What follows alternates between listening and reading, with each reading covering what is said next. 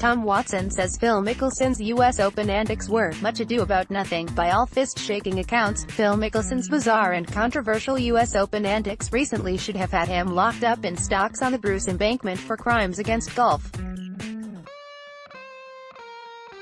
In a bamboozling episode on the 13th green at Shinnecock Hills a few weeks ago, Mickelson deliberately hit his moving ball to prevent it trundling off the putting surface in a brazen breach of both the rules and the etiquette of the game. Mickelson showed little remorse in the immediate aftermath and admitted the act was quite deliberate, although, amid much global condemnation and widespread haranguing, he did finally admit to being embarrassed and disappointed by his actions a few days later. Not everybody was blowing steam from their nostrils, though. The celebrated golden oldie, Tom Watson, may be an unlikely ally given Mickelson's grisly humiliation of him in the aftermath of the 2014 Ryder Cup, but the 68-year-old has offered his understanding. "I think it was much ado about nothing," said Watson, who is gearing up for a return to the home of golf later this month when the Senior Open comes to the Old Course. "People have just made a mountain out of a molehill here. I mean, let it go. Every golfer has had that. They have thrown golf clubs, and they have sworn and done other things that we laugh at. It's an iconic moment in the history of meltdowns. I laughed out loud when he did it because I commiserated with him. I knew exactly what he was feeling. He was so frustrated. He was a golfer, me as a golfer, everybody who has been a golfer has shared that frustration.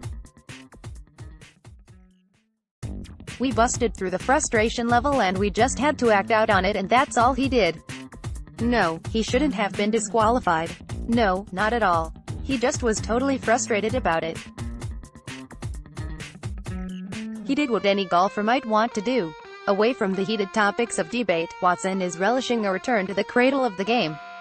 Scotland has been a golfing home for this decorated Kansas veteran since he won his first Open here on his first visits at Carnoustie in 1975.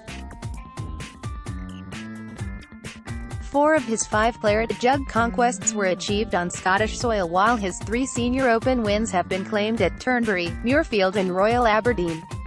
Watson's anecdote about losing his ball with the very first shot he hit on a links course at Montefiore in the build-up to that 1975 Open has been told so many times, it should be preserved in a protective casing at the British Golf Museum. Certainly wasn't love at first sight, but Watson learned to love the quirks and absurdities of this particular type of golf. The Old Course will be staging the over-50s showpiece for the first time this month, with Watson himself heavily instrumental in getting the powers that be to bring the championship to the old grey tone. His swan song in the Open itself came at St Andrews in 2015 when a weather delay led to his final, emotional meander up the 18th fairway, taking place in the fading light. It wasn't quite the rapturous send-off many had hoped for, but Watson is not one to get carried away by dewy-eyed nostalgia. "I tell you what coming back for the Senior Open does," he said.